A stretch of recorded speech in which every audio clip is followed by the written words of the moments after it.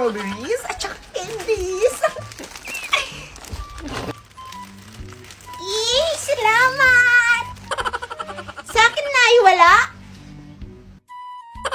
Aba, syempre, meron. Humugas to ng plato eh. Masaya ka ba?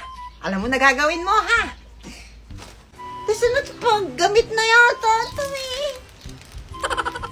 Ang daming pasalubong ni nanay. Bibing, ano yan? Mga pasalubong ni nanay. Sobrang sarap. Masarap yan eh. Pingi ako. Hindi pwede. May gamot to eh. Ano nakadamot mo naman?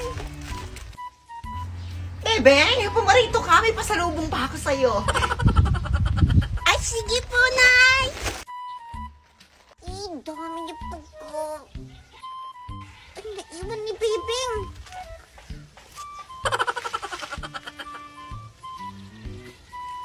Masarap to eh. Oh, anak, bagong cellphone. Thank you, Nay. Ang dami pa sa lubong. May cellphone, may mga candy, tsaka strawberry. Nawawala yung strawberry ko.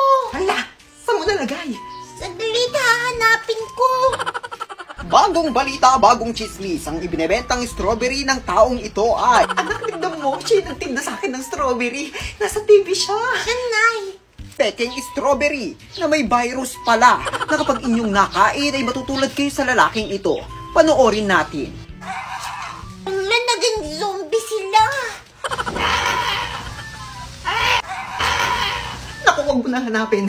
Delikado pala yun. May virus yung strawberry na yun. Nakakatakot nga.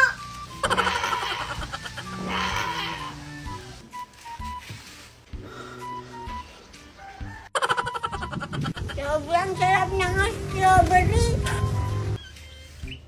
Butog. Alam, butog, huwag mong kakainin yung strawberry. May virus yan.